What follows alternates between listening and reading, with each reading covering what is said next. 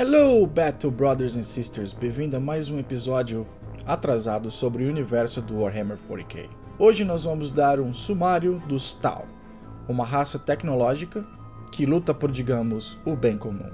Então, sem mais delongas, vamos ao vídeo.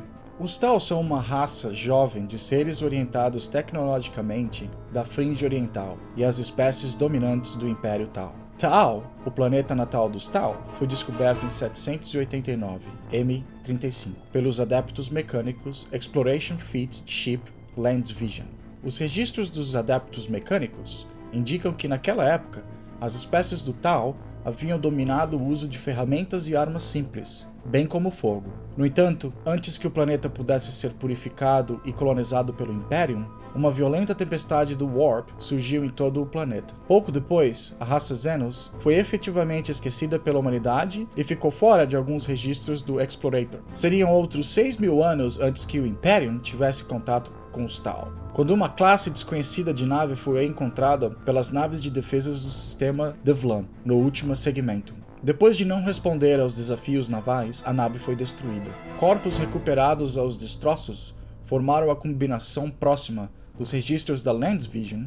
A rápida elevação de uma espécie primitiva em um único planeta, conquistando o poder de viagem estelares em apenas 6 milênios, representou um novo perigo para os interesses imperiais, especialmente quando se descobriu que alguns dos mundos humanos à margem do território imperial já estavam fazendo relações comerciais com o Tau. Quase um século depois, a Cruzada de Damocles apareceu no espaço dos Tau, trazendo os dois poderes para a guerra. Agora um pouquinho mais da história dos Tau. O primitivo Tau era uma raça que habitava as planícies. Em sua pré-história, eles viviam como tribos nômades das planícies do deserto, caçando e recolhendo sua comida. Algumas dessas tribos acabaram se expandindo para outros ambientes. O Tau das montanhas desenvolveu pele e ossos leves que lhes permitiam flutuar sobre o deserto em correntes térmicas. O Tau dos vales fluviais desenvolveu a agricultura e a metalurgia, formando assim os primeiros assentamentos. O desenvolvimento dos assentamentos levou à necessidade do comércio, e o Tau começou a negociar e mediar entre as diferentes tribos, subindo e descendo rios em barcaças rudimentares. Os Tau, que permaneciam nas planícies, se tornaram caçadores fortes e habilidosos, maiores e mais fortes que a maioria dos outros Tau. Infelizmente para o Tau, as rápidas mudanças sociológicas, biológicas e tecnológicas pelas quais estavam passando levaram ao conflito. A montanha Tau e as planícies Tau se aliaram para tomar as fazendas e cidades do vale do rio Tau, e as caravanas de comerciantes eram regularmente saqueadas para evitar a formação de alianças. O Tau dos vales fluviais alavancou sua habilidade em arquitetura para construir muros e fortalezas, e rapidamente descobriu a fabricação de armas de pólvora para se defender. Mas com as colheitas interrompidas, o colapso do comércio e o bloqueio do acesso à água potável, as doenças correram desenfreadas nas péssimas condições em que a maioria dos Taus viviam, e muitos morreram mais de doença do que com as batalhas. A história do Tau registra esse período como Mont Au, o terror ou a Idade da Morte. Lendas Tau falam da primeira aparição dos Ethereals na cidade de Phiotown, depois que luzes estranhas apareceram nos céus. A fortaleza da cidade de Phiotown estava sob o ataque dos guerreiros das planícies. Embora as negociações tivessem sido tentadas, os ferozes guerreiros iriam se contentar com nada menos que a aniquilação de Phiotown. Por 5 longos anos, os habitantes conseguiram segurar os ataques selvagens contra suas paredes espessas e canhões abundantes. No entanto, a doença e a fome começaram a cobrar o seu preço. Quando a maré do cerco se transformou, 2 misteriosos Tau apareceram. Um deles entrou no acampamento das planícies Tau, exalando uma autoridade silenciosa que nenhum Tau era capaz de resistir. Logo, o líder dos guerreiros das planícies foi persuadido a negociar com os Tau de Phiotown. Da mesma forma, outro misterioso Tau entrou na fortaleza. Dentro de poucas horas, os portões ficaram abertos, e os Tau estavam prontos para conversar. Os 2 Etéreos falaram da importância da paz e compreensão entre todos os Tau. Eles descreveram um grande bem que cada Tau deve se esforçar para conseguir. Os sitiantes e os sitiados rapidamente concordaram com os Ethereals, e uma trégua foi alcançada. Do outro lado da Terra, outros Ethereals surgiram, cada um com a mesma autoridade e mensagem de harmonia e cooperação. Em poucos anos, os Ethereums tinham todos os Tau trabalhando juntos. A história da expansão dos Tau se divide no que eles chamam de esferas.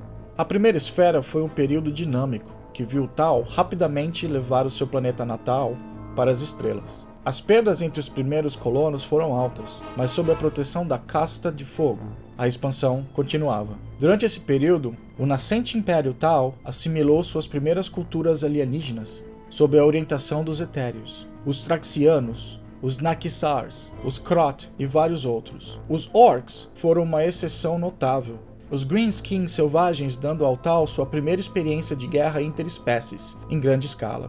No final desse período, 8 importantes septs haviam sido estabelecidos. A segunda esfera foi alimentada pelo recém-descoberto mecanismo ZFC Horizon Accelerator, que permitiu que as naves do Tau tivessem mais viagens espaciais do que anteriormente. Esse período da história do Tau é caracterizado pelos primeiros empreendimentos no Golfo Damocles.